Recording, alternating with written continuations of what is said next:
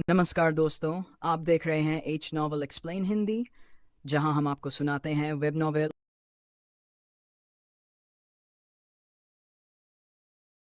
Fantasy कहानियां आसान और इमोशनल हिंदी में। Like and subscribe line. दोस्तों, अगर आपको ऐसी इंटरेस्टिंग और दमदार कहानियां पसंद हैं तो वीडियो को लाइक ज़रूर करें और चैनल को सब्सक्राइब करके बेल आइकन दबाना बिल्कुल न भूलें। आना ने मुस्कुराते हुए कहा,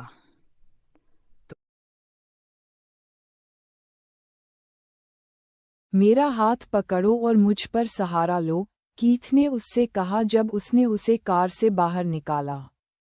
नाना ने घबराकर अपना सिर नीचे कर लिया क्योंकि इस समय वे बहुत सारे लोगों से घिरे हुए थे। लग्जरी रॉयल सिल्वर पगानी मूनशेड, जो पूरी दुनिया में सिर्फ 7 कारों वाला एक लिमिटेड एडिशन था, सबका ध्यान खींच रही थी। कुछ लोग पहले ही कार और उसके मालिक को पहचान चुके थे और इंपीरियल शॉपिंग सेंटर के गार्ड उसे लेने के लिए कार की तरफ दौड़ रहे थे। यंग मास्टर डेमिलियोर, सिक्योरिटी हेड ने खुद एक बड़ी मुस्कान के साथ उनका स्वागत किया। इंपीरियल शॉपिंग सेंटर में आपका स्वागत है। कृपया हमें आपको अंदर तक ले जाने की इजाज़त दें, उसने विनम्रता से कहा। कीथ ने उसे सिर हिलाया। कार की चाबियां एक गार्ड को दीं और उस लड़की को देखकर धीरे से मुस्कुराया जो उसकी बाँह पकड़े हुए थी। चलो, उसने उससे कहा। लोग उनकी तस्वीरें ले रहे थे और फुसफुसा रहे थे, लेकिन कीथ ने बस उन्हें नज़रअंदाज कर दिया। उसे लोगों का ध्यान खींचने की आदत हो गई थी, लेकिन उसे ये सच में पसंद नहीं था। वाह, वह डेमिलियोर परिवार का यंग मास्टर है। हे भगवान, वह कितना हैंडसम है और बहुत अमीर भी। कुछ लड़कियां उसकी तरफ आंखों में तारे लिए देख रही थीं, और यहाँ तक कि कुछ अधेड़ उम्र की औरतें भी उसे देखकर खुद को रोक नहीं पाईं। उसकी बाँह में कौन लड़की है? वह उसके साथ बहुत करीब से पेश आ रही है। जरूर कोई अमीर औरत होगी। वह सुंदर है। ऐसा नहीं होना चाहिए। कौन सी यंग लेडी शुक्रवार को स्कूल यूनिफॉर्म पहनेगी? क्या यंग मास्टर डेमिलियोर किसी स्कूल फ्लावर को पिक कर रहे हैं, या उन्हें कॉस्प्ले पसंद है? वे साथ में कितने परफेक्ट लग रहे हैं। जैसे ही ये फुसफुसाहटें नाना के कानों तक पहुंचीं, उसने शर्म से अपना सिर नीचे कर लिया, लेकिन कीथ का हाथ छोड़ने की हिम्मत नहीं हुई। वह काफी शुक्रगुजार थी कि उसने उसे पकड़ने दिया, नहीं तो उसकी अजीब चाल भीड़ की कल्पना को एक नए लेवल पर ले जाती।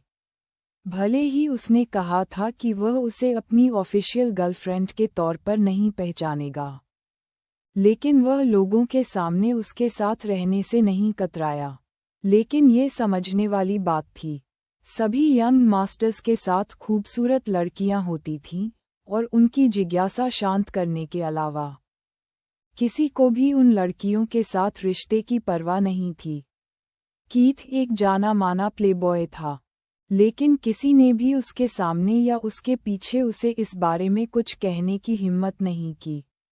अगर मौका मिलता तो लाखों लड़कियां खुशी खुशी उसका इंतजार करतीं, सिर्फ 1 घंटे के लिए उसके साथ रहने के लिए। समीरन के मशहूर प्रिंस का यही जानलेवा चार्म था। अगर उसे प्लेबॉय बनने का हक नहीं था, तो किसे था? इंपीरियल शॉपिंग सेंटर समीरन शहर का एक हाई एंड शॉपिंग सेंटर था।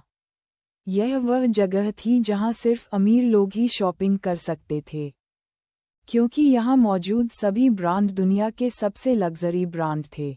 और जैसे ही वे अंदर गए, गार्ड्स ने उन्हें अकेला छोड़ दिया, और सिर्फ एक स्टीवर्ड उनके पीछे पीछे उनकी शॉपिंग में मदद करने और उनका सामान उठाने के लिए आया। क्या यहाँ सब कुछ बहुत महंगा नहीं है? नाना ने घबराकर फुसफुसाते हुए पूछा, ये पक्का करते हुए कि उनके पीछे चल रहा स्टीवर्ड उसे न सुने। हाँ, लेकिन क्या इससे कोई फर्क पड़ता है? वह उसकी बातों पर हंसा। मैं नहीं चाहती कि तुम मुझ पर और पैसे खर्च करो, जितना तुमने पहले ही कर दिया है। मैं तुम्हें मिले अलाउंस के पैसों से सामान खरीदूंगी। उसे पता था कि अब इससे बचने का कोई रास्ता नहीं है, इसलिए वह सिर्फ हालात से समझौता कर सकती थी।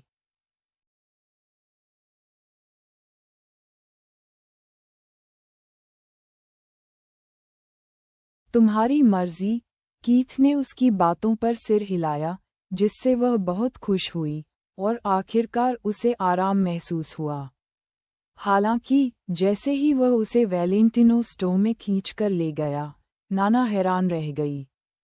कपड़ों की खूबसूरती से नहीं, बल्कि उनकी कीमतों से। सब कुछ उसकी सोच से कहीं ज्यादा महंगा था।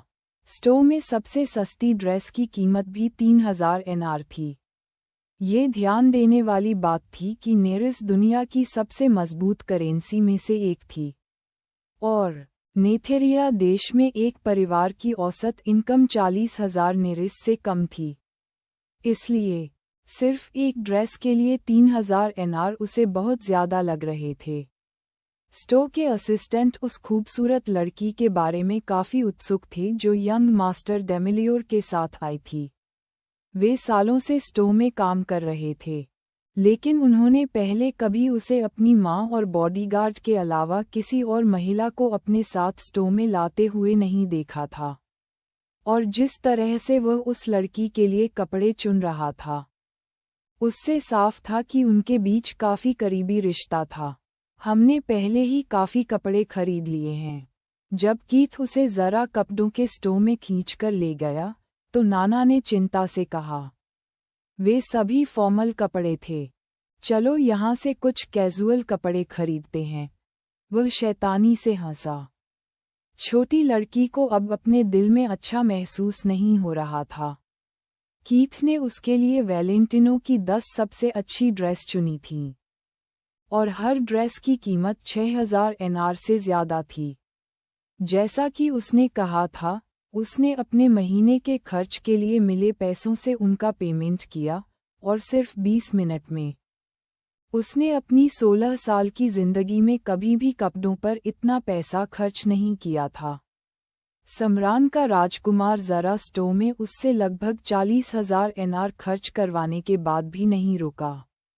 वह उसे एक्सेसरीज और जूते खरीदने के लिए लुई वुइटन ले गया, और फिर उसे कुछ परफ्यूम दिलाने के लिए चैनल ले गया।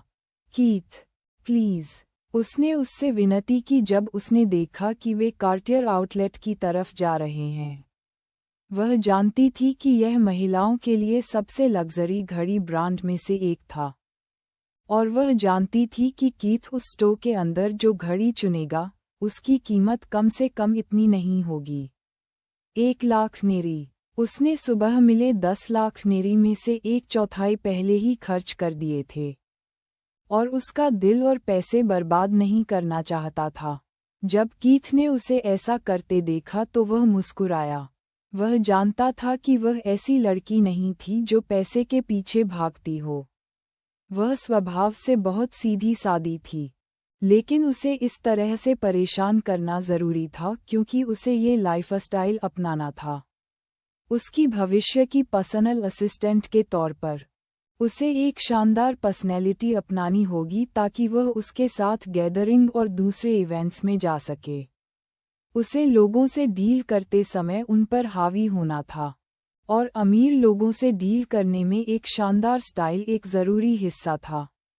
चिंता मत करो, ये घड़ी मेरी तरफ से तुम्हारे लिए तोहफा होगी, उसने उसे छेड़ा। प्लीज़, कीथ, उसने इस पैसे खर्च करने वाले शॉपिंग सेंटर से बाहर निकलने के लिए फिर से विनती की। तुम्हें एक घड़ी की ज़रूरत है, नाना, बहस मत करो। उसने सख्ती से उसकी तरफ देखा, और वह उसकी नज़र से कांप गई। उसे डर था कि उसने उसे नाराज कर दिया है। ठीक है, उसने अपना सिर नीचे किया और हल्के से सिर हिलाया, आज्ञाकारी होकर खुद को स्टोर के अंदर खींचे जाने दिया। स्टाफ कीथ के साथ बहुत विनम्र था, और जब उसने अपनी छोटी गर्लफ्रेंड के लिए सबसे खूबसूरत घड़ियां दिखाने को कहा तो वे काफी उत्साहित थे। जब उसने उसे अपनी गर्लफ्रेंड कहते सुना तो उसके दिल की सारी बेचैनी दूर हो गई, और उसके चेहरे पर लालिमा छा गई। उसकी नासमझ मुस्कान ने स्टो की महिलाओं को उससे जलन महसूस करवाई, जिससे उनके दिल खट्टे हो गए। लेकिन वे उसके बारे में कुछ भी नहीं कर सकती थीं या कह सकती थीं। वे जानती थीं कि वे खूबसूरती में उसकी बराबरी नहीं कर सकतीं। और वे जानती थीं कि उन्हें कीथ का हाथ पकड़ने का कोई मौका नहीं मिलेगा जैसा उसने किया था। और यह है बैगनोय एलोंगी लुनाला, वाइट गोल्ड। नेचुरल नीले हीरों की अंगूठी के साथ डायमंड क्रिस्टेड। मैनेजर ने खुद घड़ी का परिचय दिया, जब उसने उन दोनों के बीच करीबी रिश्ते को ध्यान से देखा। अगर उसे कीथ अपनी साथी में इतना दिलचस्पी नहीं दिखाता, तो वह यह मास्टरपीस बाहर नहीं निकालता। जैसे ही नाना ने इसे देखा, उसकी आंखें तारीफ से चमक उठीं। घड़ी बहुत खूबसूरत थी, उन शानदार नीले हीरों की वजह से। आखिर वह एक लड़की थी, और सभी खूबसूरत चीजें उसे आकर्षित करती थीं। यह एक लिमिटेड एडिशन है, और यह उन 25 घड़ियों में से एक है जो मौजूद हैं। आप भाग्यशाली हैं क्योंकि यह घड़ी कल दूसरे शहर भेजी जाने वाली थी, मैनेजर ने खुशी खुशी उन्हें बताया। क्योंकि इनमें से केवल 25 ही मौजूद हैं, और यह नंबर 9 है, इसलिए कीमत 2.3 मिलियन नेरिस तय की गई है। जैसे ही नाना ने घड़ी की कीमत सुनी, उसकी रीढ़ में ठंडी सिहरन दौड़ गई। उसके दिमाग में खतरे की घंटियां बजने लगीं, और जैसा उसे डर था, कीथ के बेपरवाह शब्द उसके कानों में गूंजे। इसे पैक कर दो, मैं इसे लूंगा, और वह balloon blue, white gold 42 millimetre वाली भी। उसने एक दूसरी घड़ी की ओर इशारा किया, जो अलग स्टाइल की थी, और वह भी वाइट गोल्ड की बनी थी और उसमें हीरे जड़े थे, जिसकी कीमत लगभग 300,000 नेरिस थी। उद्धरण चिन्ह।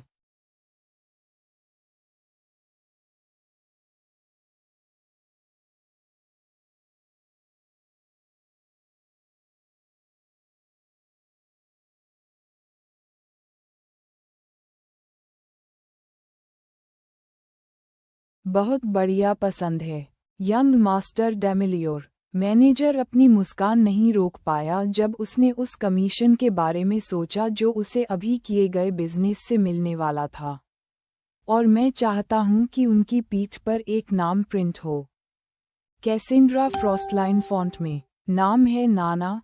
जरूर, यंग मास्टर डेमिलियोर।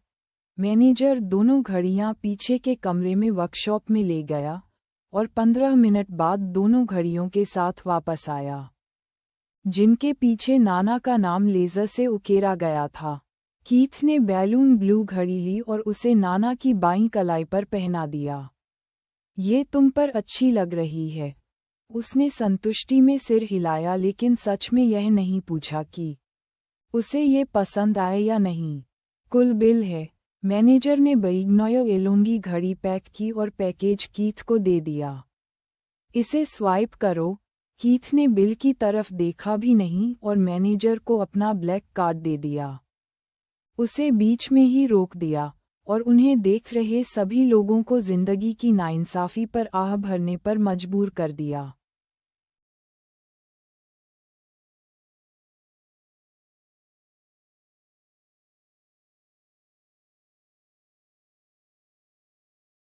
जब वे अपनी मां का चेकअप कराने सोवियना हेल्थ क्लिनिक पहुंचे, जिनका सुबह ही किडनी ट्रांसप्लांट हुआ था, तो नाना काफी घबराई हुई थीं।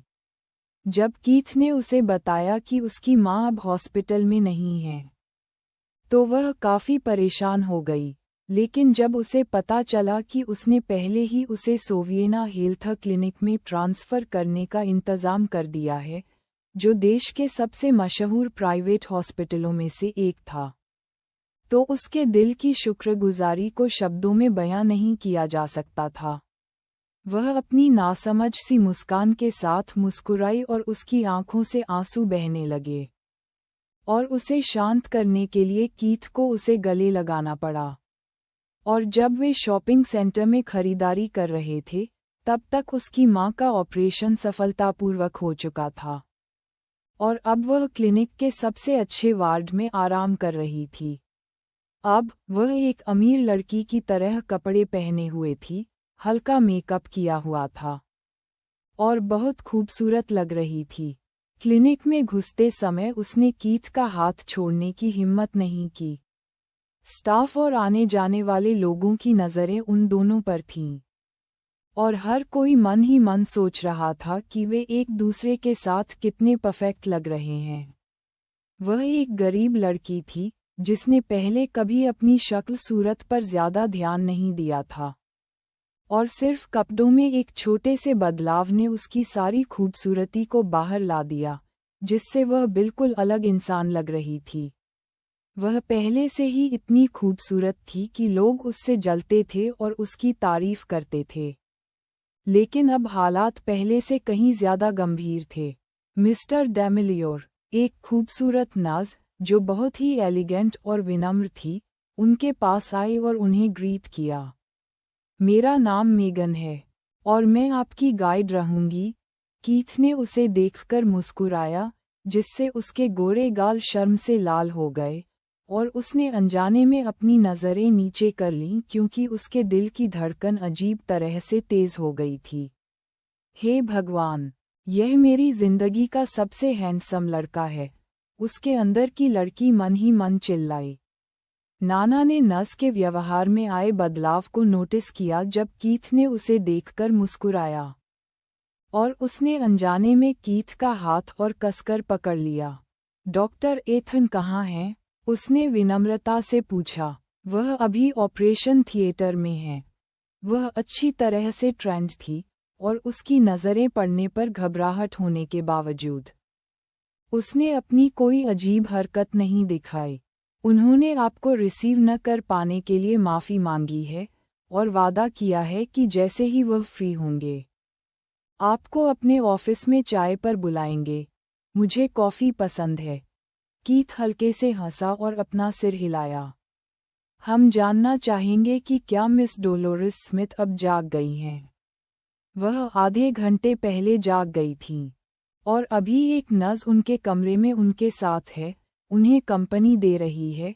मेगन ने उसे जवाब दिया। आप उनसे मिल सकते हैं। रास्ता दिखाओ। उसने उसे सिर हिलाया और फिर वे दोनों उस खूबसूरत नर्स के पीछे पीछे 5वीं मंजिल पर गए, जहां सिर्फ सबसे खास लोग ही वार्ड में रह सकते थे। रास्ते में नाना ये देखकर काफी हैरान थी कि क्लिनिक में सभी नर्सें खूबसूरत लड़कियां थीं। ऐसा लग रहा था कि यहाँ नर्स की नौकरी के लिए खूबसूरती का एक पैमाना था।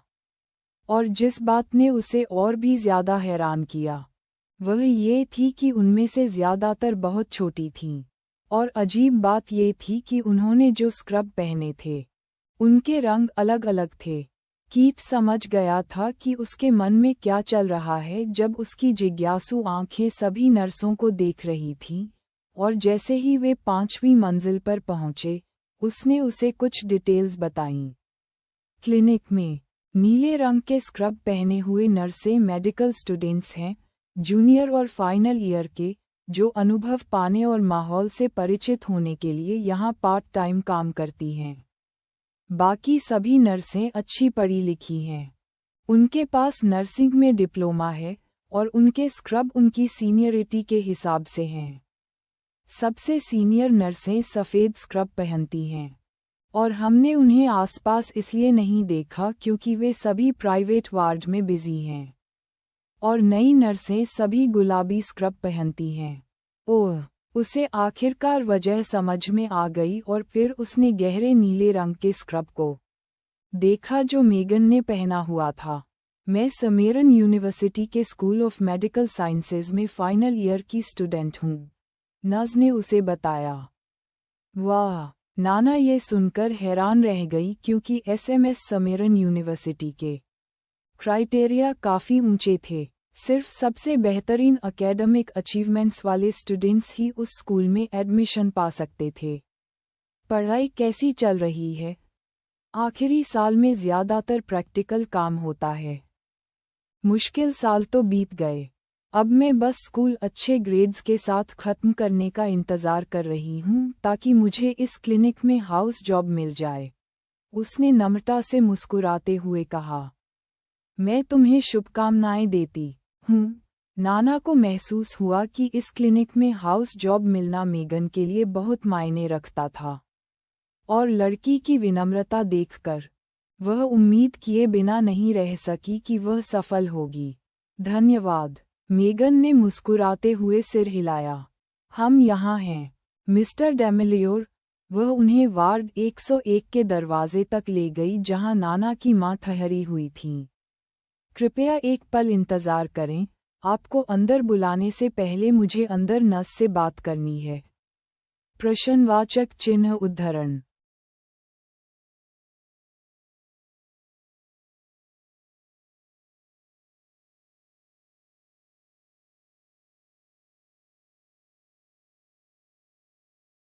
जाओ, कीथ ने उसे सिर हिलाया और उसे वार्ड में जाते हुए देखा। वह खूबसूरत है। जैसे ही दरवाज़ा बंद हुआ, नाना ने कहा। और वह स्मार्ट भी है। उसे नहीं पता था कि वह ये सब क्यों कह रही थी, लेकिन वह जानना चाहती थी कि कीथ मेगन के बारे में क्या सोचता है। हाँ, वह काफ़ी सुंदर है, लेकिन मेरे लिए खूबसूरती का स्टैंडर्ड दूसरों से बहुत ज़्यादा है, इसलिए चिंता मत करो। मेरे मन में उसके बारे में कोई ख्याल नहीं है। उसने उसे चिढ़ाते हुए मुस्कुराया। नहीं, मेरा मतलब वह नहीं था। उसने शर्म से अपना सिर नीचे कर लिया। उसके शब्दों से उसके दिल को बहुत अच्छा लगा। उसके मन में मेगन के बारे में कोई ख्याल नहीं था, लेकिन उसके बारे में ख्याल थे। क्या इसका मतलब यह नहीं है कि वह सोचता है कि मैं उससे ज़्यादा खूबसूरत हूँ? दुनिया में ऐसी कोई लड़की नहीं थी जिसे उस इंसान से ऐसी तारीफ पसंद न हो जिसे वह पसंद करती थी। जब जिस लड़की से उनकी तुलना की जा रही थी वह सुंदर होती थी, तो इसका मतलब और भी ज़्यादा होता था। 1 मिनट इंतज़ार करने के बाद मेगन ने वार्ड का दरवाज़ा खोला और उन्हें अंदर बुलाया। बेड पर एक कमज़ोर औरत लेटी हुई थी, और जब उसकी नज़र अपनी बेटी पर पड़ी जो उसकी तरफ दौड़ रही थी, तो उसकी धुंधली आंखें तुरंत चमक उठीं। माँ! नाना बेड के पास पहुंची और चिंता से अपनी माँ के कमज़ोर चेहरे को देखा। क्या आप ठीक हैं? उसने चिंता से पूछा, हालांकि उसे पता था कि ऑपरेशन सफल रहा था। मैं ठीक हूँ। अधेड़ उम्र की औरत, जो अपनी असली उम्र से 10 साल ज़्यादा बूढ़ी लग रही थी, उसने अपनी बेटी को प्यार से देखकर मुस्कुराया जब उसने उसकी आंखों में परवाह देखी।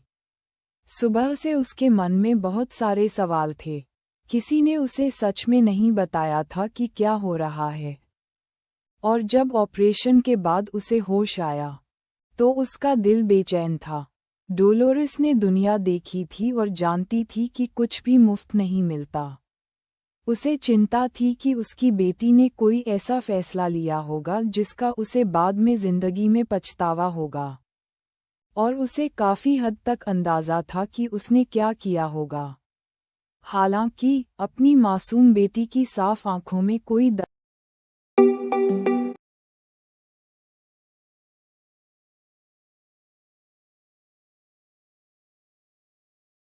मिशन सफल रहा था।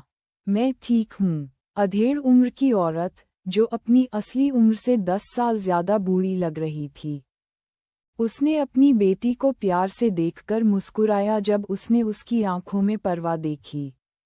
सुबह से उसके मन में बहुत सारे सवाल थे। किसी ने उसे सच में नहीं बताया था कि क्या हो रहा है। और जब ऑपरेशन के बाद उसे होश आया, तो उसका दिल बेचैन था। डोलोरेस ने दुनिया देखी थी और जानती थी कि कुछ भी मुफ्त नहीं मिलता। उसे चिंता थी कि उसकी बेटी ने कोई ऐसा फैसला लिया होगा जिसका उसे बाद में जिंदगी में पछतावा होगा। और उसे काफ़ी हद तक अंदाज़ा था कि उसने क्या किया होगा। हालांकि अपनी मासूम बेटी की साफ आंखों में कोई दर्द न देखकर उसका दिल बहुत शांत हो गया। लेकिन इसका मतलब यह नहीं था कि उसकी चिंताएं खत्म हो गई थीं। तुम सुंदर लग रही हो। उसने अपनी बेटी के कपड़ों को ध्यान से देखा। भले ही उसे उन कपड़ों और एक्सेसरीज की कीमत नहीं पता थी, लेकिन वह महसूस कर सकती थी कि वे बहुत महंगे थे। नाना अपनी माँ की बातें सुनकर शर्मा गई और शर्माते हुए कीथ की तरफ देखा, जो अपनी माँ की मेडिकल फाइल देख रहा था और इस वार्ड की इंचार्ज नर्स से बात कर रहा था। डोलोरेस ने ये देखा और उस लड़के की तरफ मुड़ी, जिसमें एक ऐसा आकर्षण और मौजूदगी थी जो लोगों को एक ही समय में मोहित और बेचैन कर देती थी। आसमान से मिला बेटा, यह उसका पहला इम्प्रेशन था। कीथ को महसूस हुआ कि वह उसे देख रही है और उसने फाइल बंद करके नर्स को वापस दे दी। नमस्ते, आंटी। बेड के पास आकर उसने धीरे से मुस्कुराते हुए कहा, मेरा नाम कीथ है और मैं नाना का बॉयफ्रेंड हूँ। जैसे ही उसने सुना कि वह उसकी बेटी का बॉयफ्रेंड है, उसके मन की बाकी सारी चिंताएं दूर हो गईं। मेरी बेटी को सच में बहुत हैंडसम बॉयफ्रेंड मिला है। वह उसे देखकर खुशी से मुस्कुराई। कीथ का अपनी माँ से परिचय और माँ का जवाब सुनकर नाना शर्म से लाल हो गई। मम्मा, उसने शिकायत की, लेकिन डोलोरेस की मुस्कान और भी ज्यादा खिल गई। आपने हमारे लिए जो किया, उसके लिए धन्यवाद, उसने एहसान मानते हुए कहा। कोई बात नहीं, आंटी, उसने मुस्कुराते हुए सिर हिलाया। और नाना की चिंता मत करो, मैं उसका ख्याल रखूंगा, इसलिए अगले कुछ हफ्तों तक आप बस अपनी रिकवरी पर ध्यान दें। उसकी बातों से उसे और भी ज्यादा अच्छा लगा। और तीनों ने थोड़ी देर बात की, फिर डोलोरेस सो गई। मुझे कुछ काम है, इसलिए मैं चलता हूँ।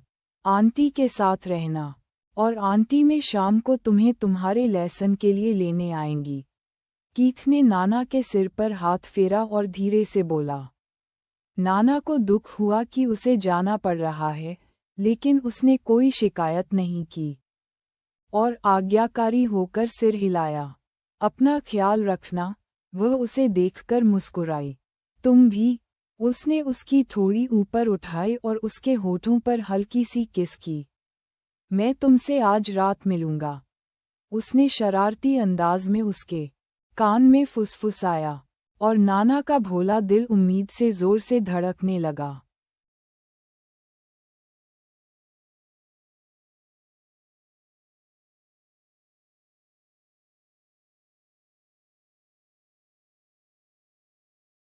क्या आसपास का इलाका साफ है? हाँ, मास्टर, यिंगयन की आवाज़ सेल फोन से आए। कोई तुम्हारा पीछा नहीं कर रहा है। चौकन्ने रहना, उसने कहा और कॉल काट दिया। अभी उसने एक सिंपल सफ़ेद शर्ट, नीली जीन्स और एक ग्रे स्वेटर पहना हुआ था, और एक BMW में बैठा था जिसे उसने इस कम्युनिटी में आने से पहले यिंगयन के साथ बदल लिया था। उसने कार स्टार्ट की और धीरे धीरे गली के आखिर में एक घर की तरफ चला गया। वह एक सिंपल 2 मंजिला घर था, जो उसमें रहने वाले 3 लोगों के परिवार के लिए काफी बड़ा था। घर के ठीक सामने कार पार्क करने के बाद उसने टाइम देखा, और जैसे ही घड़ी में 4:45 बजे, वह बाहर निकला और गाड़ी से टेक लगाकर खड़ा हो गया। किसी का इंतजार कर रहा था। उसे ज्यादा इंतजार नहीं करना पड़ा। तभी उसने एक बहुत खूबसूरत लड़की को घर से बाहर आते देखा, जिसके चेहरे पर एक प्यारी सी मुस्कान थी। वह लगभग 14 साल की थी, अपनी उम्र के हिसाब से लंबी थी, और उसमें स्वाभाविक रूप से एक आकर्षण और ग्रेस था जो लोगों के दिलों को मोह लेता था। भले ही वह छोटी थी, उसकी खूबसूरती किसी भी खूबसूरत लड़की के दिल में जलन पैदा कर सकती थी। वह बिल्कुल उसकी तरह थी, एक ऐसी लड़की जिसमें जबरदस्त आकर्षण था, और उसकी सबसे खास बात उसकी गहरी नीली आंखों की जोड़ी थी जो उसके काले बालों के साथ एक जबरदस्त कंट्रास्ट बनाती थी। और अभी वे खूबसूरत आंखें एक्साइटमेंट से चमक रही थीं। ये काफी मजेदार था कि उसने भी वैसे ही कपड़े पहने थे जैसे उसने पहने थे, एक सफेद शर्ट, नीली जीन्स, एक ग्रे स्वेटर और हाई बूट्स। भाई, उसने खुशी से उसे पुकारा और उसकी तरफ दौड़ने लगी और सीधे उसकी खुली बाहों में कूद गई। मुझे तुम्हारी बहुत याद आई, मुझे भी तुम्हारी बहुत याद आई। वह खुशी से हंसा और उसे लेकर घूमने लगा, जिससे वह खिलखिलाकर हंसने लगी। चलने के लिए तैयार हो? हाँ, उसने जोश से सिर हिलाया और जैसे ही उसने उसे नीचे उतारा, वह पैसेंजर साइड की तरफ भागी। तुम्हारा हफ्ता कैसा रहा, कियारा? उसने कार स्टार्ट करने और अपनी मंजिल की तरफ ड्राइव करते हुए उससे पूछा। बोरिंग, उसने मुंह बनाया और अपनी बाहों को अपनी छाती पर मोड़ लिया। बस एक और हफ्ता दर्जनों असाइनमेंट के साथ, तुम मिडिल स्कूल के फाइनल ईयर में हो, तो इतने सारे असाइनमेंट्स तो होंगे ही। उसने मजाक में उसकी नाक पर उंगली मारी। और मुझे उम्मीद है कि तुमने अपनी पढ़ाई में कोई ढिलाई नहीं बरती होगी, उसने सख्ती से कहा। उसने फिर से मुंह बनाया और अपना चेहरा दूसरी तरफ मोड़ लिया। वह उसकी हरकतों पर हंसा और उसने इस मामले को और आगे नहीं बढ़ाया। जिस तरह से वह उसके आसपास बर्ताव करती थी, उससे ऐसा नहीं लगता था, लेकिन वह अपने बैच की टॉपर थी। उसके एकेडमिक रिजल्ट हमेशा परफेक्ट होते थे। कीथ ने कार शहर से बाहर एक सबर्बन इलाके की तरफ चलाई और आधे घंटे बाद वे कैनेडी इक्वेस्ट्रियन क्लब पहुंचे।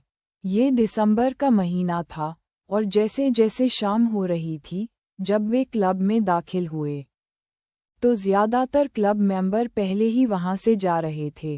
कीथ ने लोगों से बचने के लिए चश्मा पहना हुआ था और शुक्र है किसी ने उसे पहचाना नहीं, क्योंकि उसके साथ वाली लड़की ने सबका ध्यान अपनी तरफ खींच लिया था। एक स्टीवर्ड पहले से ही उनके घोड़ों के साथ उनका इंतजार कर रहा था और कियारा खुशी खुशी क्लब में मौजूद अपने पसंदीदा घोड़े की तरफ भागी। हेलो, जिन, उसने प्यार से उसके सिर पर हाथ फेरा और अपनी मुलायम उंगलियों को उसके घने काले बालों में फेरा। जिस तरह से घोड़ा उसके छूने पर उसकी तरफ झुका, उससे साफ था कि वह उसे बहुत पसंद करता था। और जैसे ही वह उस पर चढ़ी, खूबसूरत लाल घोड़ा उछलने लगा और फिर उसे लेकर क्रॉस कंट्री दौड़ के लिए सरपट दौड़ पड़ा। कीथ को जल्दी से अपने घोड़े पर चढ़ना पड़ा और उनके पीछे जाना पड़ा, क्योंकि उसे उस शरारती छोटी लड़की की चिंता थी। वह एक माहिर घुड़सवार थी, लेकिन फिर भी वह उसे अकेला छोड़ने में सहज महसूस नहीं कर पा रहा था। जब तक वे दोनों अपनी क्रॉस कंट्री दौड़ से क्लब वापस लौटे, आसमान अंधेरा हो चुका था और इसके साथ ही तापमान भी काफी गिर गया था। बहुत ठंड है, कियारा को कांपते हुए देखकर उसने उस पर मुस्कुराया। तुम्हें एक एक्स्ट्रा स्वेटर पहनना चाहिए था, क्या तुम्हें ठंड नहीं लग रही? उसने हैरानी से पूछा जब उसने देखा कि वह पूरी तरह से सहज था, सिर्फ एक हल्का स्वेटर पहने हुए। ये काफी अजीब था, क्योंकि पिछले हफ्ते ही वह ट्रेंच कोट पहनने के बावजूद कांप रहा था। मैं तुमसे ज्यादा मजबूत हूँ, उसने गर्व से कहा और अपना स्वेटर उतारकर कियारा को पहनने में मदद की। ये ठंड कुछ भी नहीं है, सच में? उसकी आंखों में शरारत भरी चमक थी। आंखें? हाँ, उसने सिर हिलाया। लेकिन जब उसने अपने ठंडे हाथ उसकी गर्दन पर रखे तो वह हैरानी से चिल्ला पड़ा। कियारा उसके रिएक्शन पर जोर से हंसी और तुरंत उससे आगे भाग गई। उसे डर था कि वह उससे बदला लेगा। बस तुम इंतजार करो, छोटी लोमड़ी, उसने उसके पीछे से आवाज दी, लेकिन उसका पीछा नहीं किया।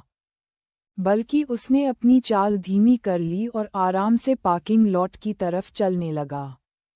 उसने जो कहा था वह सच था, ठंड उसे सच में परेशान नहीं कर रही थी। उसने अपनी चाल धीमी कर ली और आराम से पार्किंग लॉट की ओर चलने लगा। उसने जो कहा था वह सच था, ठंड से उसे सच में कोई फर्क नहीं पड़ रहा था, और उसने अभी अभी सिर्फ दिखावा किया था कि जब कियारा ने उस पर मजाक किया तो वह हैरान रह गया था। सुबह उसने जो ऑरा सोल पोशन पिया था वह चमत्कारी था। उसके शरीर को बदलने में सिर्फ 1 घंटा लगा था, और अब जब उसके पास एक पूरी ऑरा सोल थी तो वह अपने शरीर के अंदर की ऑरा को महसूस कर सकता था और उसे कंट्रोल कर सकता था। ऑरा अब उसकी शारीरिक क्षमताओं के साथ साथ उसकी इंद्रियों को भी बढ़ा रही थी। वह अब कोई आम इंसान नहीं था क्योंकि वह पहले ही एक ऑरोर बन चुका था और कल्टिवेशन के रास्ते पर कदम रख चुका था। गाड़ी में नहीं बैठ सकती। जब उसने कियारा को ठंड में गाड़ी के पास खड़े होकर इंतजार करते देखा तो वह मुस्कुराया। उसने जानबूझकर उसे इस ठंडे मौसम में कुछ मिनट इंतजार करवाया था। तुम्हें इतनी देर क्यों लगी? उसने शिकायत की। मौसम बहुत अच्छा है, मेरा मन टहलने का कर रहा था। भाई, क्या तुम पागल हो गए हो? उसने गंभीरता से उसकी आंखों में देखा और पूछा। शायद, लेकिन हमें पक्का पता है कि तुम ही पागल हो। और कमज़ोर भी। उसने उसे चिढ़ाया और उसने बदले में मुंह बनाया। उसकी बातों का खंडन नहीं किया। मुझे गाड़ी चलाने दो। उसने उसे गाड़ी के अंदर बैठने से रोक दिया। प्लीज़। और जब वह उसकी रिक्वेस्ट मना करने वाला था तो उसने उससे विनती की। ठीक है। उसने आह भरी और उसे ड्राइविंग सीट पर बैठने दिया। लेकिन अगर पुलिस ने तुम्हें रोका तो तुम खुद जिम्मेदार होगी। उसने उसे चेतावनी दी। नहीं, मुझे पता है कि भाई मुझे बचा लेगा। वह खुशी से हंसी और अपनी सीट बेल्ट बांध ली। कीथ ने उसकी बातों पर आह भरी, लेकिन उसके चेहरे पर एक प्यारी सी मुस्कान थी। वह सही थी। वह उसे कभी मुश्किल में नहीं छोड़ सकता था। भले ही उसे गाड़ी चलाना सिखाए हुए सिर्फ कुछ ही महीने हुए थे, लेकिन कियारा में भी उसी की तरह ड्राइविंग का नेचुरल टैलेंट था। वह बिना किसी दिक्कत के अपने पसंदीदा सी फूड रेस्टोरेंट तक गाड़ी चलाकर ले गई, और फिर दोनों ने खुशी खुशी डिनर करते हुए बातें कीं।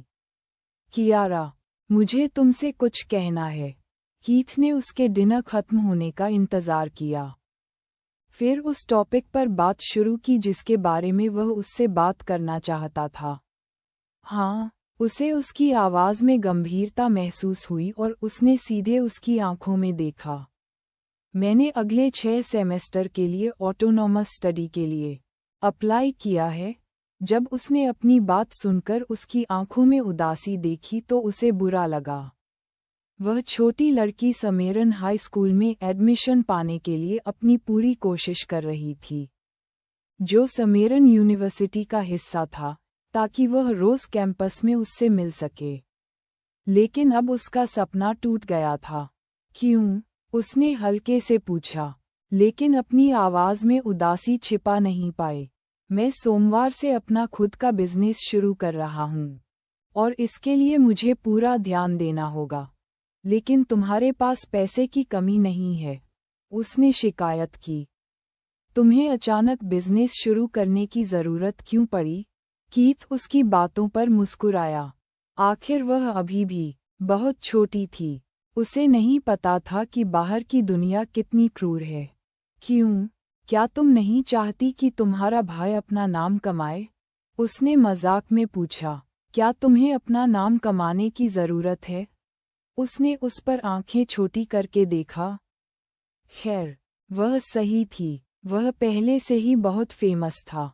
मुझ पर भरोसा है? उसने उससे बहस करने की ज़हमत नहीं उठाई। हाँ, उसने नाराज़गी से कहा और अपना सिर नीचे कर लिया। हम जल्द ही एक दूसरे से ज़्यादा बार मिल पाएंगे। हो सकता है कि हर दिन नहीं, लेकिन जब भी तुम्हें मेरी बहुत याद आएगी, तुम मुझसे मिलने आ सकोगी, उसने हल्के से कहा। उसकी बातों से वह खुश हो गई और उसके उदास विचार दूर हो गए। सच में? हाँ, उसने सिर हिलाया और उसे देखकर मुस्कुराया। लेकिन तैयार रहना, तुम एक बिल्कुल नई दुनिया में कदम रखने वाली हो। यंग लेडी कियारा, तुम्हारा क्या मतलब है? उसने उत्सुकता से पूछा। मैं तुम्हें रविवार को लेने आऊंगा और तुम्हें जवाब मिल जाएगा।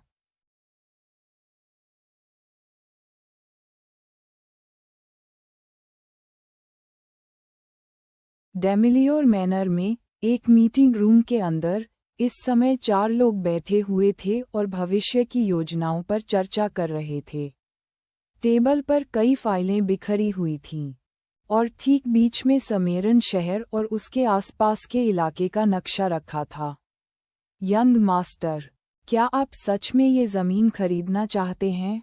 एक बूढ़ी औरत ने पूछा जब उसने सुना कि कीथ ने क्या प्रस्ताव दिया था। यह ज़मीन अभी एक डूबती हुई रियल एस्टेट कंपनी के पास है। ये शहर से दूर है और इसे उपनगरीय जगह भी नहीं माना जा सकता।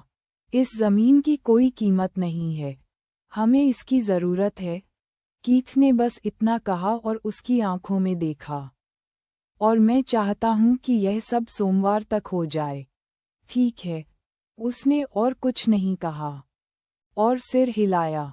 सेबेस्टियन, हाँ, यंग मास्टर, 30 साल के आसपास का एक लंबा, मजबूत आदमी उसके आदेशों का इंतजार कर रहा था।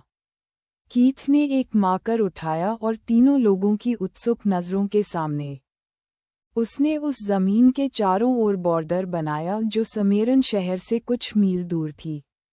एक बार जब आंटी में उस रियल एस्टेट कंपनी से ज़मीन हासिल कर लेंगी तो तुम दोनों मिलकर हमारे लिए ये सारी ज़मीन खरीदोगे।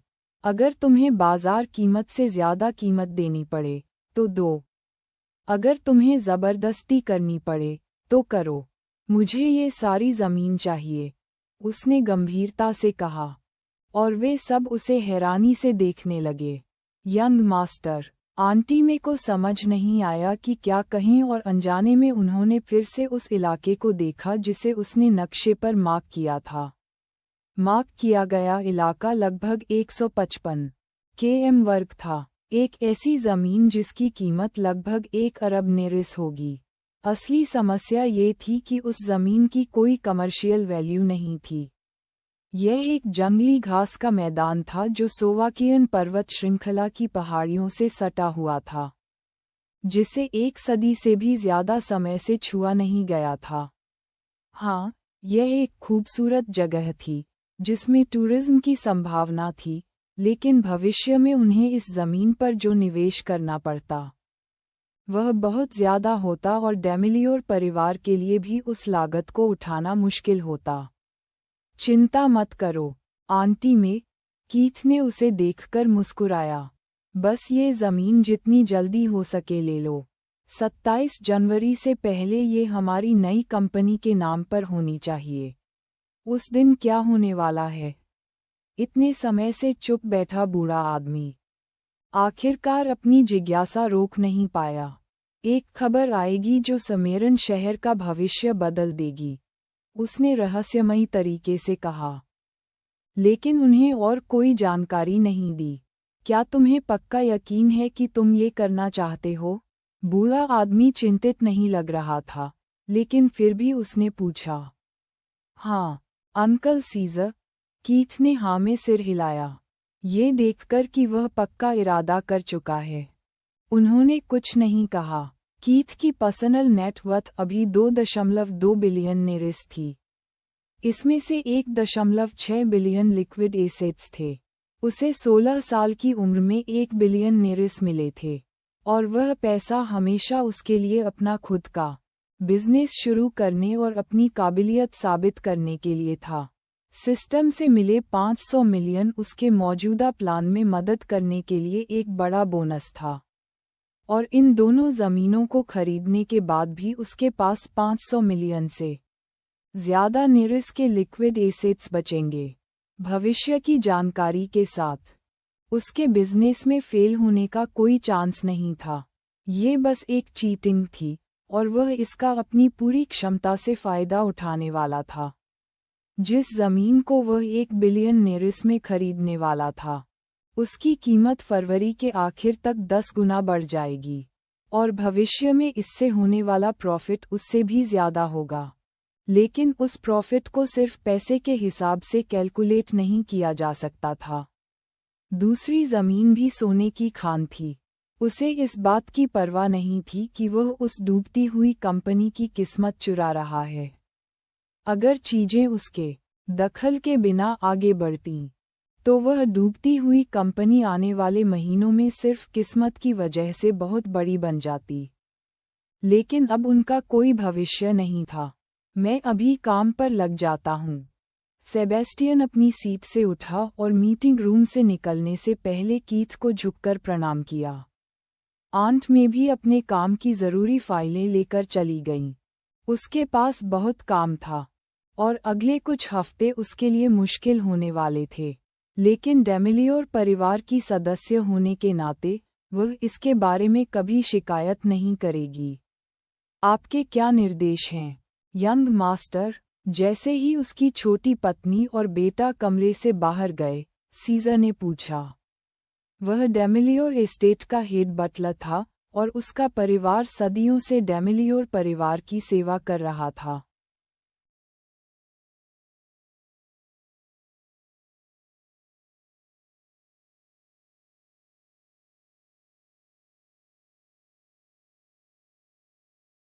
आपके क्या निर्देश हैं, यंग मास्टर?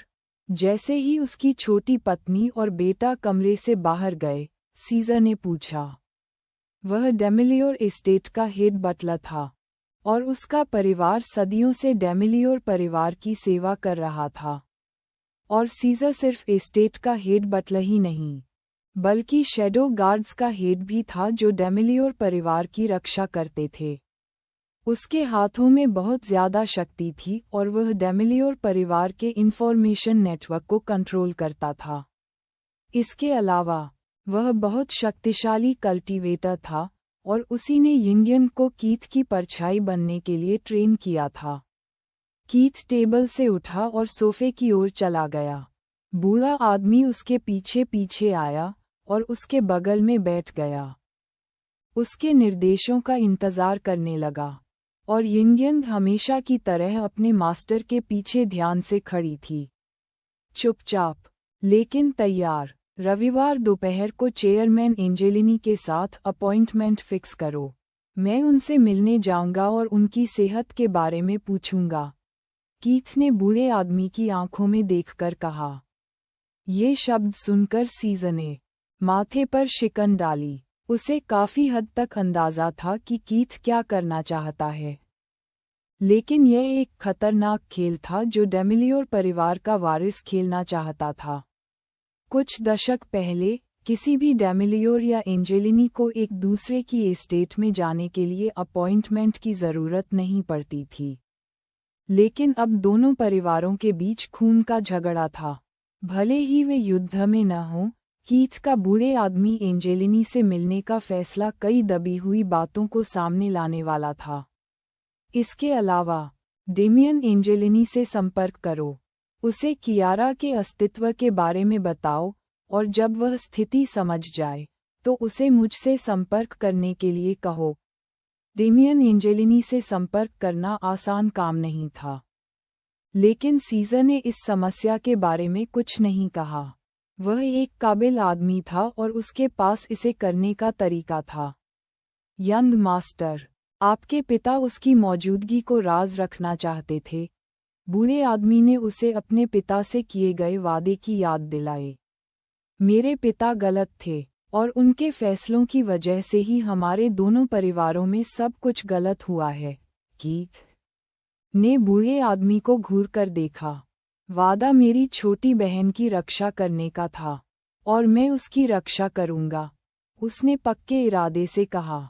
वह पहले ही देख चुका था कि अगर उसने अपने पिता की इच्छा के अनुसार उसकी मौजूदगी को राज रखा तो भविष्य में क्या होगा। वह फिर से उस सारे दर्द से नहीं गुजरना चाहता था और वह किसी भी कीमत पर कियारा को खोना नहीं चाहता था। बहुत बढ़िया, सीज़र ने कीथ की आंखों में वह पक्का इरादा देखा जिससे उसकी रीढ़ में सिहरन दौड़ गई। उसने पहले कभी अपने यंग मास्टर की आंखों में ऐसा भाव नहीं देखा था। और उस पल वह समझ गया कि उसका यंग मास्टर अब बदल गया है। इन सभी लोगों पर नज़र रखो। उसने सीज़र के सेलफोन पर एक लिस्ट भेजी, और जब बूढ़े आदमी ने उसे देखा तो उसकी भौहें गहरी से कुड़ गईं।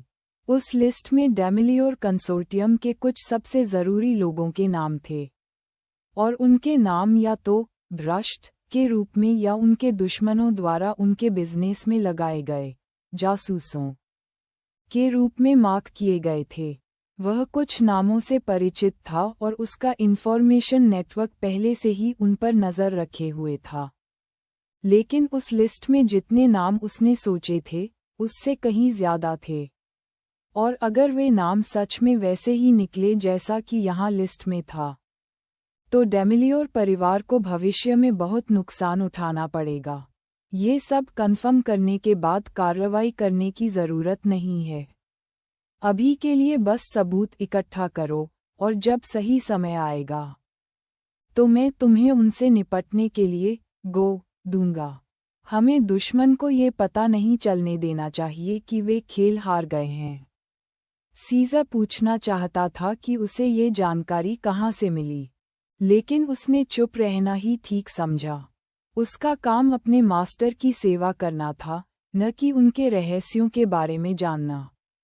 हो जाएगा, यंग मास्टर कीथ, एक मधुर आवाज़ ने पुकारा और मीटिंग रूम का दरवाज़ा खुल गया। सीज़र अपनी जगह से खड़ा हो गया और कमरे में आए महिला को झुककर प्रणाम किया।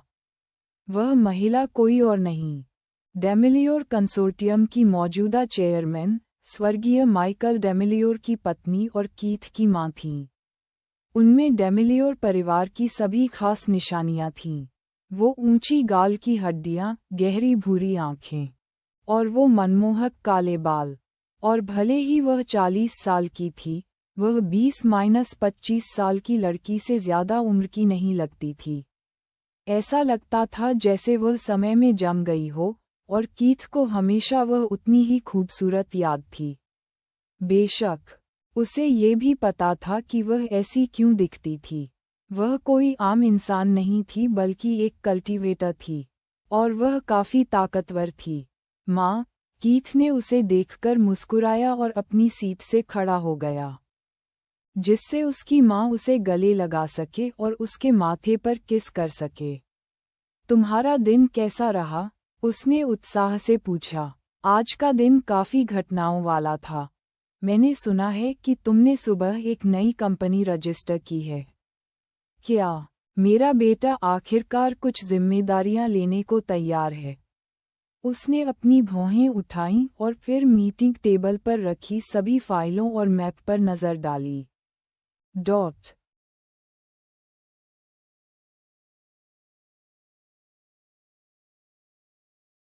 आपके क्या निर्देश हैं, यंग मास्टर? जैसे ही उसकी छोटी पत्नी और बेटा कमरे से बाहर गए, सीज़र ने पूछा। वह डेमिलियोर एस्टेट का हेड बटलर था, और उसका परिवार सदियों से डेमिलियोर परिवार की सेवा कर रहा। माफ़ करना, यंग मास्टर, मैडम। सीज़र ने तेज़ी से टेबल पर जाकर सारी फाइलें इकट्ठा कीं। उन्हें बंद किया और मैप को लपेट दिया। उसके इस काम से वेनेसा के चेहरे पर शिकन आ गई। वह एक समझदार औरत थी और समझ गई थी कि यह सब कीथ के बिजनेस प्लान्स को उससे छिपाने के लिए किया गया था। आपका दिन कैसा रहा, माँ? कीथ ने उसका ध्यान अपनी ओर खींचा, और वेनेसा एक बार फिर मुस्कुराने लगी। बस काम पर एक और दिन, उसने कहा और फिर उसे सोफे पर अपने पास बैठने के लिए खींच लिया। तुम अपनी माँ को बताओ कि तुम उसके पास क्यों नहीं आए। नई कंपनी रजिस्टर करने की कोई ज़रूरत नहीं थी। मैं बस तुम्हें अपनी एक कंपनी ट्रांसफ़र कर देती। मैं कुछ खुद करना चाहता हूँ।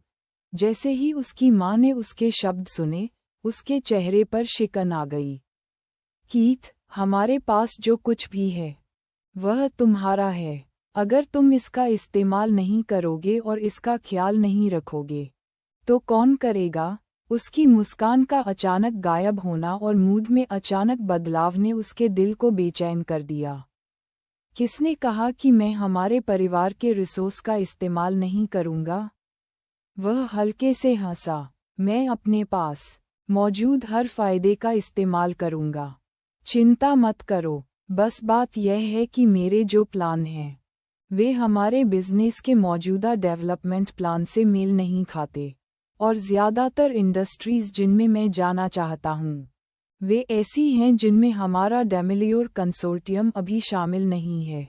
जब मैं उन इंडस्ट्रीज में आगे बढ़ जाऊंगा तो बेशक मैं जो कुछ भी बनाऊंगा उसे अपने परिवार के कंसोर्टियम में जोड़ दूंगा। बेशक वह इतना समझदार था कि यह न कहे कि उसे दूसरों के नीचे काम करना पसंद नहीं था। अगर वह फैमिली बिजनेस में शामिल होता तो वह उसके कंट्रोल में होता, और यह उसके प्लान के लिए अच्छा नहीं था। तुम्हारी माँ तुम जो कुछ भी करोगे उसमें तुम्हारा साथ देगी, बस खुद पर ज्यादा काम का बोझ मत डालना, उसने सलाह दी। हमारे पूर्वजों ने इतनी मेहनत इसलिए नहीं की थी कि हमारे युवा अपनी जवानी का मजा न ले सकें। उसने मजाक में उसके बाल सहलाए और उसके गाल पर किस किया। उसके गाल की गर्माहट से उसका दिल पिघल गया और उसने मन ही मन आह भरी। वह जानता था कि उसके लिए वह उसकी सब कुछ थी, लेकिन वह ये भी जानता था कि उसका ये रूप सिर्फ उसके लिए था। दुनिया के लिए वह एक जहरीली औरत थी जिससे पंगा नहीं लिया जा सकता था, और समेरन शहर के बूढ़े लोग भी उसके गुस्से से डरते थे। मुझे बताया गया कि तुम कल रात जिस लड़की के साथ सोए थे उसके साथ बाहर गए थे। वेनेसा ने उसकी तरफ देखकर मुस्कुराया। तुम उसके साथ काफी करीब लग रहे थे, और वह काफी सुंदर है, बस एक लवर है माँ। कीथ ने उसे बीच में ही टोक दिया। वह अच्छी तरह जानता था कि वह क्या जानना चाहती है। नाना मेरे कलेक्शन का एक फूल है। मैं उसे पसंद करता हूँ लेकिन मुझे उससे प्यार नहीं है। उसके शब्दों से उसके दिल का तनाव कम हो गया, और वह प्यार से उसकी तरफ देखकर मुस्कुराई। ये सुनकर मुझे खुशी हुई। हमेशा याद रखना कि हमारे परिवार का नाम खराब न होने देना तुम्हारी जिम्मेदारी है। तुम जिसके साथ चाहो रह सकते हो, लेकिन अपने लवर्स और अपनी पत्नियों के बीच हमेशा फर्क रखना। मैं समझ गया, माँ, उसने उसे सिर हिलाकर जवाब दिया।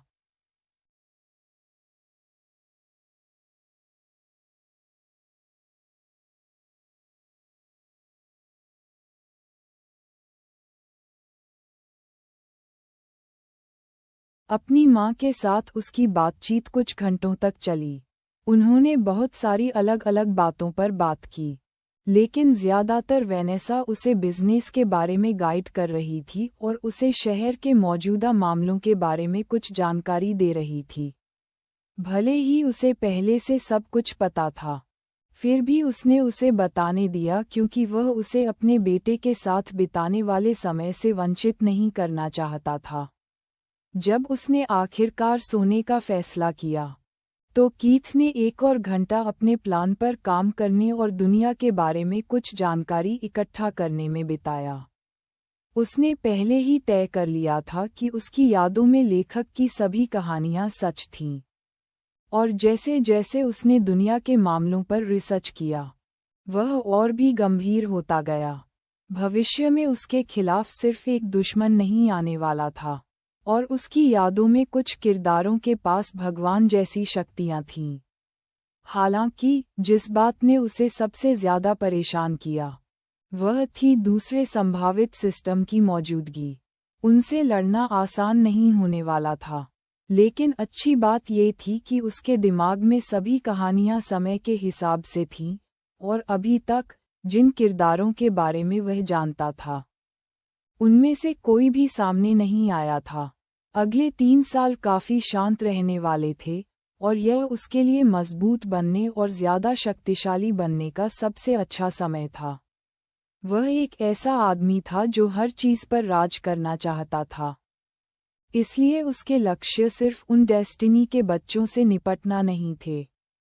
उसका अंतिम लक्ष्य दुनिया में मौजूद हर चीज के ऊपर खड़ा होना, अपनी मनचाही हर चीज हासिल करना था। और वह इसे पूरा करने के लिए दृढ़ था। जब कीथ आधी रात से ठीक पहले अपने कमरे में पहुंचा, तो वह ये देखकर काफी हैरान था कि नाना अभी भी जाग रही थी और अपने पजामे में बिस्तर पर बैठी उसका इंतजार कर रही थी। कीथ, वह तुरंत बिस्तर से उठी और उसकी ओर भागी और उसकी बाहों में आ गई। आंटी मे के साथ तुम्हारी क्लास कैसी रही? उसने मुस्कुराते हुए उससे पूछा। सवाल सुनकर नाना ने शर्म से अपना सिर नीचे कर लिया। वह सख्त हैं और मैंने बहुत सारी गलतियां की। वह सख्त हैं, हाँ, लेकिन वह अपना काम किसी और से बेहतर जानती हैं। उसने उसकी बातों पर हंसते हुए कहा और समझा कि आंटी मैंने उसकी गलतियों पर उसे बहुत डांटा होगा। उन्होंने मुझे इतना सारा होमवर्क दिया है। नाना ने मुंह बनाया और कमरे में स्टडी टेबल पर रखी सारी किताबों और फाइलों की तरफ इशारा किया।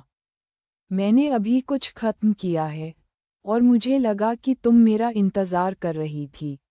उसने उस पर मुस्कुराया, जिससे वह बहुत ज्यादा शर्मा गई और अपना चेहरा उसकी छाती में छिपा लिया।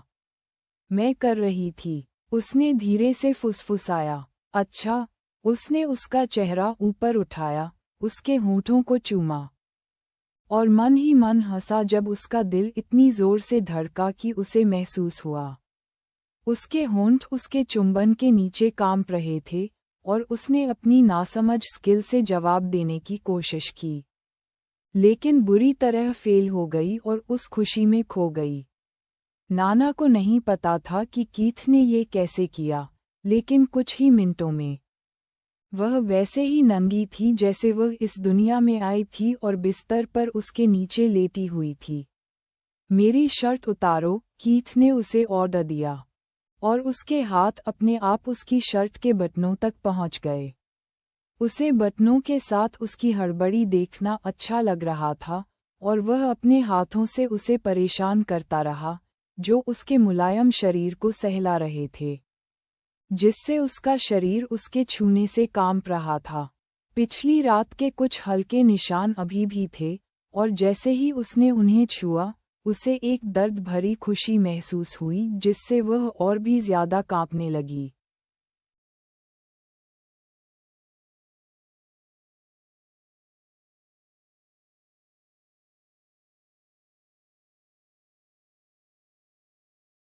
यह उसका सिर्फ दूसरी बार था और उसका शरीर अभी भी अनट्रेन्ड था।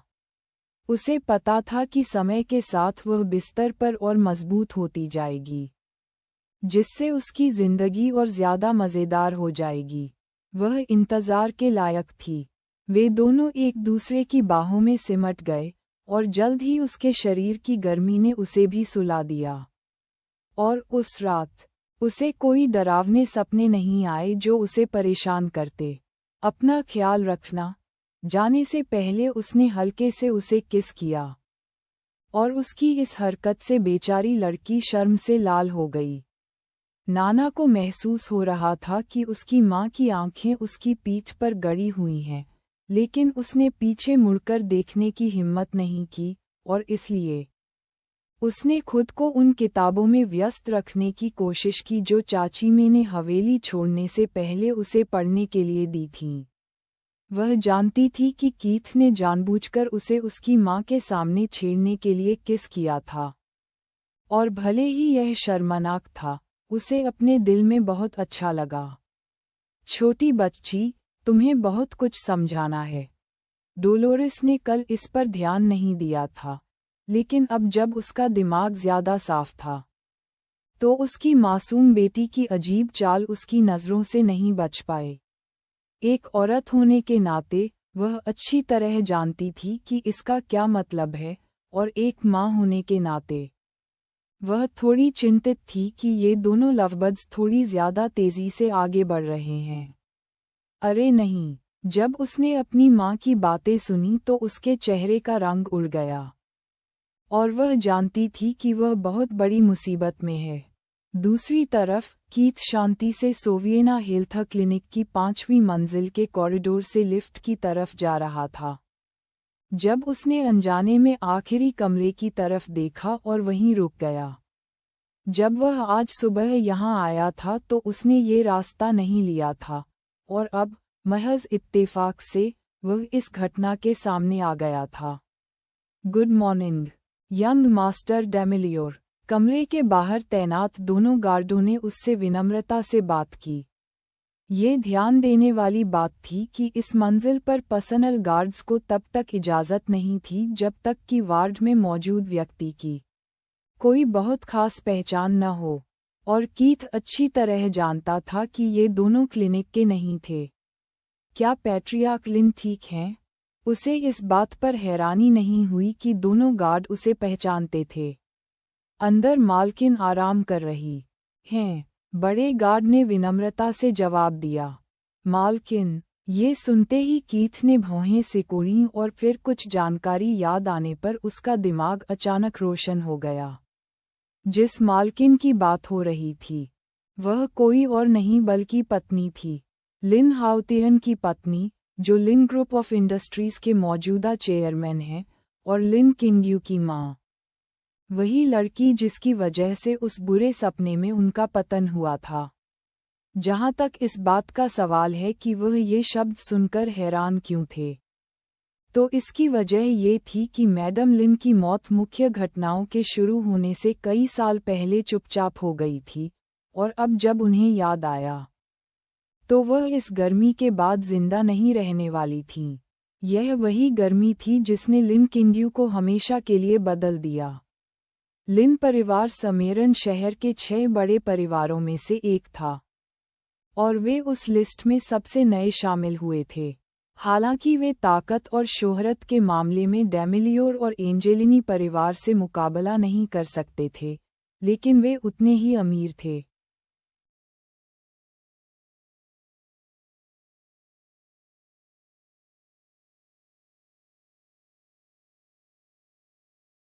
लिन किंग्यू हाई स्कूल से कीथ की क्लासमेट थी, और वह एक ऐसी लड़की थी जिसकी खूबसूरती उसकी मां जितनी ही जबरदस्त थी। और भविष्य में वह देश की सबसे सफल बिजनेसमैन में से एक बनने वाली थी। उसके पास बिजनेस के लिए एक ऐसा विजन था जो बहुत कम लोगों के पास होता था, और उसके राज में लिन ग्रुप ऑफ इंडस्ट्रीज भविष्य में इतना मजबूत हो जाएगा कि वह डेमिलियोर परिवार को गद्दी से हटा सके। लेकिन जाहिर है वह ये सब अपने पति, ये तियान, जो किस्मत का बच्चा और कीथ का दुश्मन था, की मदद से ही कर पाएगी। जैसे ही कीथ ने उसके बारे में सोचा, उसका खूबसूरत चेहरा उसके दिमाग में आ गया, और उसे अपने गुस्से को शांत करने के लिए गहरी सांस लेनी पड़ी, जिससे उसे पाने में अपनी नाकामी और अपने पतन की यादें सताने लगीं। बेशक इस बार कीथ हारने वाला नहीं था। इस बार यह कोई सपना नहीं था, और हीरोइन विलेन के हाथों में आने वाली थी। वह अपने सपने में की गई गलतियों को कभी नहीं दोहराएगा। अगर मैडम लिन जाग रही हैं, तो मैं उनसे मिलना चाहूँगा और उनके अच्छे स्वास्थ्य की कामना करना चाहूँगा। गार्ड उसके अचानक के अनुरोध से हैरान थे, और इससे वे सच में अजीब स्थिति में पड़ गए। अगर कोई और होता तो गार्ड बस अपने आदेशों का पालन करते और उस व्यक्ति को वापस भेज देते, लेकिन जिसने यह अनुरोध किया था वह समेरन का राजकुमार वारिस डेमिलियोर था। वे ऐसा नहीं कर सकते थे, भले ही उनके पास आदेश थे। हम मैडम से पूछेंगे कि क्या ये सुविधाजनक है। बड़े गार्ड ने पहले खुद को संभाला और सम्मान से कहा, कृपया करें। फिर गार्ड ने एक बार दरवाजे पर दस्तक दी और इंचार्ज नर्स के बाहर आने का इंतजार किया। हाँ, एक अधेड़ उम्र की नर्स ने सफ़ेद स्क्रब पहने दरवाज़ा खोला और पूछा। जब उसने कीथ को कमरे के बाहर खड़ा देखा तो उसकी आंखें हैरानी से चमक उठीं, और गार्ड द्वारा कीथ के अनुरोध के बारे में बताने के बाद उसने सम्मान से कहा, कृपया करें। फिर गार्ड ने एक बार दरवाजे पर दस्तक दी और इंचार्ज नर्स के बाहर आने का इंतजार किया। हाँ, एक अधेड़ उम्र की नर्स ने सफ़ेद स्क्रब पहने दरवाज़ा खोला और पूछा। जब उसने कीथ को कमरे के बाहर खड़ा देखा तो उसकी आंखें हैरानी से चमक उठीं, और गार्ड द्वारा कीथ के अनुरोध के बारे में बताने के बाद उसने सम्मानपूर्वक डेमिलियोर वारिस को सिर हिलाया और मैडम लिन की अनुमति लेने के लिए अंदर चली गई। कीथ जानता था कि उसकी रिक्वेस्ट ठुकराई नहीं जाएगी। वह डेमिलियोर का वारिस था, और जब तक मैडम लिन जाग रही थीं, वह उसे अंदर बुलाएंगी। और यह सिर्फ डेमिलियोर के वारिस होने की वजह से नहीं था, बल्कि इसलिए भी था क्योंकि मैडम लिन को उसकी माँ की दोस्त माना जा सकता था। वे दोनों यूनिवर्सिटी में क्लासमेट थे, और भले ही उसे उनसे मिले सालों हो गए थे, वह जानता था कि मैडम लिन खुशी खुशी उसका स्वागत करेगी। यंग मास्टर डेमिलियोर, कृपया अंदर आइए। नर्स वापस आई और उसने विनम्रता से उसके लिए दरवाज़ा खोला। कीथ बिस्तर पर आधी लेटी हुई औरत की खूबसूरती की तारीफ किए बिना नहीं रह सका। वह कमज़ोर, थकी हुई, इतनी कमज़ोर लग रही थी कि बिना मदद के ठीक से बैठ भी नहीं सकती थी, लेकिन फिर भी उसने खुद को जिस ग्रेस के साथ संभाला था, वह काबिले तारीफ था। समय के साथ उसकी खूबसूरत फीचर्स थोड़ी कम हो गई थीं, लेकिन अब भी उसकी नज़र में वह खूबसूरत थी। इसमें कोई हैरानी की बात नहीं थी कि उसने एक ऐसी बेटी को जन्म दिया था जो बहुत ज़्यादा खूबसूरत थी। Good morning, miss Celine. जब सेलीन ने उसे देखा तो उसकी आंखें चमक उठीं। उसकी हैंडसमनेस और जिस तरह से वह खुद को कैरी करता था, वह ऑपोजिट सेक्स के लिए एक ज़बरदस्त आकर्षण था। भले ही वह उसकी माँ की उम्र की थी, उसकी शानदार मुस्कान देखकर उसके कमज़ोर दिल की धड़कन तेज़ हो गई। गुड मॉर्निंग, कीथ, उसने धीरे से कहा, और उसकी आवाज़ में अब भी वही मधुरता थी जो उसे पिछली बार याद थी जब उसने उसे देखा था। सालों हो गए, और अरे वाह, तुम्हें देखो। मैंने सुना था कि तुम शहर के दिल की धड़कन हो, और अब जब मैं तुम्हें देखती हूँ तो मुझे लगता है कि यह अभी भी कम था। धन्यवाद। कीथ ऐसा नहीं था जो विनम्र होने का दिखावा करे। वह बिना पाखंडी बने ग्रेस के साथ तारीफ स्वीकार करना जानता था। और अगर मिस सेलीन मेरी बातों पर यकीन करेगी, तो मुझे कहना होगा कि आपकी खूबसूरती टाइमलेस है। मैं इसकी तारीफ किए बिना नहीं रह सकता। सिर्फ दिल की धड़कन ही नहीं, बल्कि मीठी ज़बान वाला दिल की धड़कन। छोटे कीथ, मुझे हैरानी है कि तुमने अब तक अपने चार्म से कितनी औरतों को कर्प्ट किया है। उसने मजाक में उसे जवाब दिया। जितनी मैं गिन नहीं सकता। उसके तुरंत जवाब के बाद दोनों एक दूसरे को देखकर मुस्कुराए, और फिर उनकी मुस्कान एक ही समय पर और भी खिल उठी। दोनों को लगा कि उन्हें एक दूसरे की पर्सनैलिटी काफ़ी पसंद है। एक दूसरे के साथ घुलना मिलना बहुत आसान था। आओ बैठो, छोटे कीथ। तुम्हारी चाची ने काफ़ी समय से किसी से अच्छे से बात नहीं की है। माफ़ करना। कीथ ने उसका ऑफ़र मान लिया और शांति से बिस्तर के बगल वाली कुर्सी पर बैठ गया। क्या मैं पूछ सकता हूँ कि आपको क्या तकलीफ़ है? चाची सेलीन, क्योंकि उसने खुद को उसकी चाची कहा था, इसलिए वह भी उसे चाची कहने में हिचकिचाया नहीं। ये किस्मत है जो मुझे परेशान कर रही है। कौन जानता है कि यह मुझसे क्या चाहती है? वह खिलखिलाकर हंसी और अपने दिल के दर्द को ऐसे ही हंसकर टाल दिया।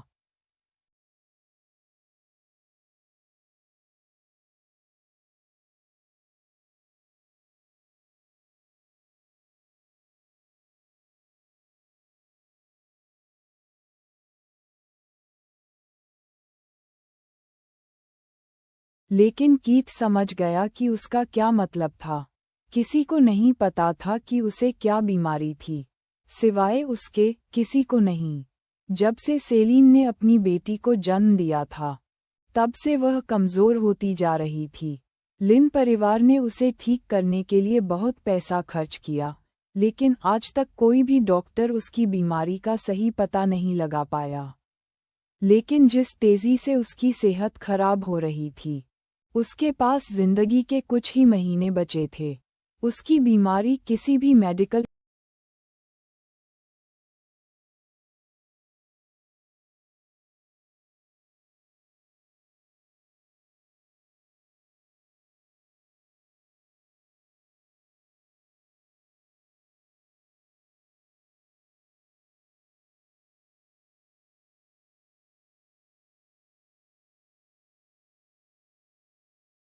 लेकिन कीथ समझ गया कि उसका क्या मतलब था। किसी को नहीं पता था कि उसे क्या बीमारी थी, सिवाय उसके, किसी को नहीं।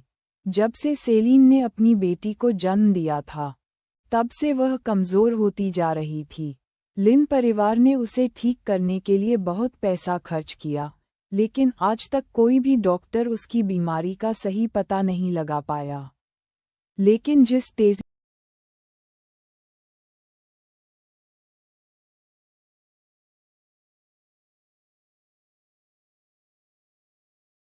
लेकिन कीथ समझ गया कि उसका क्या मतलब था। किसी को नहीं पता था कि उसे क्या बीमारी थी, सिवाय उसके, किसी को नहीं। जब से सेलिन ने अपनी बेटी को जन्म दिया था, तब से वह कमज़ोर होती जा रही थी। लिन परिवार ने उसे ठीक करने के लिए बहुत पैसा खर्च किया, लेकिन आज तक कोई भी डॉक्टर उसकी बीमारी का सही पता नहीं लगा पाया। लेकिन जिस तेज़ी से उसकी सेहत खराब हो रही थी, उसके पास जिंदगी के कुछ ही महीने बचे थे। उसकी बीमारी किसी भी मेडिकल किताब में कभी देखी या रिकॉर्ड नहीं की गई थी, लेकिन क्योंकि कीथ को भविष्य का ज्ञान था, वह लिन किंग्यू के सीक्रेट शरीर के बारे में जानता था और उसके पास ऐसा मेडिकल ज्ञान था जो किसी आम इंसान की क्षमता तक सीमित नहीं था। इसलिए वह जानता था कि उसकी बिगड़ती सेहत का कारण क्या था। क्या मैं देख सकता हूँ? उसने साइड टेबल पर रखी उसकी मेडिकल फाइल की ओर इशारा करते हुए पूछा। सेलिन ने हल्के से सिर हिलाया। उसे इसकी ज्यादा परवाह नहीं थी। दोनों महिलाओं ने सोचा कि कीथ सिर्फ डॉक्टर के कमेंट्स देखेगा, लेकिन उनकी हैरानी और निराशा के लिए वह 10 मिनट तक उसकी मेडिकल फाइल पढ़ता रहा, और उसके चेहरे पर आई शिकन ने उन्हें बताया कि उसे कुछ मेडिकल ज्ञान है और वह फाइल के अंदर लिखी हर बात समझ रहा है। छोटे कीथ, जब कीथ ने आखिरकार फाइल नीचे रखी, तो सेलिन अपनी जिज्ञासा रोक नहीं पाई। क्या तुम मेडिसिन पढ़ते हो? उसे पता था कि वह उसकी बेटी की क्लास में है, बिजनेस और फाइनेंस में डिग्री ले रहा है, लेकिन उसके परिवार के बैकग्राउंड को देखते हुए यह मुमकिन था कि वह घर पर दूसरे फील्ड्स की पढ़ाई कर रहा हो। हाँ, पढ़ता हूँ, लेकिन मुझे मेडिकल स्टूडेंट नहीं माना जा सकता। सेलिन ने उसकी बात समझते हुए सिर हिलाया, ये सोचते हुए कि उसके पास सिर्फ किताबी ज्ञान होगा। लेकिन उसके अगले शब्दों ने उसकी आंखें हैरानी से खोल दीं। मैं पहले से ही डॉक्टर ऑफ मेडिसिन हूँ। क्या? वह हैरान हुए बिना नहीं रह सकी। वह सिर्फ 18 साल का था। वह डॉक्टर कैसे हो सकता था? एक पल के लिए उसे लगा कि वह उससे मजाक कर रहा है, लेकिन उसके चेहरे पर आत्मविश्वास भरी मुस्कान देखकर उसे उसकी बातों पर विश्वास हो गया। क्या आप हमें कुछ देर के लिए अकेला छोड़ सकती हैं? कीथ अचानक नज की ओर मुड़ा और पूछा। यह नज ने अजीब तरह से उसकी ओर देखा और सेलिन की ओर मुड़ी। सेलिन ये जानने के लिए बहुत उत्सुक थी कि कीथ क्या कहना चाहता है, इसलिए उसने नज को बाहर जाने के लिए सिर हिलाया। जब वे दोनों प्राइवेट वार्ड में अकेले थे, तो कीथ अपनी सीट से उठा और उसके पास आकर खड़ा हो गया। क्या मैं? उसने उसकी बाईं कलाई की ओर इशारा करते हुए पूछा। उसे नहीं पता था कि उसे उसकी बात मानने के लिए क्यों मजबूर होना पड़ा, और उसने सिर हिलाया, जिससे उसे उसकी कलाई पकड़कर उसकी नब्ज देखने की इजाज़त मिल गई। उसकी तकनीक चीनी दवा डॉक्टरों जैसी थी, और वह देख सकती थी कि वह जो कर रहा था उसमें वह माहिर था। जब उसने देखा कि उसकी भौहें सिकुड़ रही हैं और जैसे ही उसने उसकी नब्ज महसूस की वे और गहरी हो गईं, तो सेलीन ने उसे देखकर मीठी मुस्कान दी। उसे पता था कि उसे जो बीमारी थी उसका कोई इलाज नहीं था, जिस बीमारी के बारे में कोई जानता ही नहीं था उसका इलाज कैसे हो सकता था। खुद को परेशान मत करो। अगर तुम कारण नहीं पता लगा पा रहे हो तो कोई बात नहीं। मुझे लगता है कि मुझे पता है कि आपको क्या बीमारी है, आंटी सेलीन।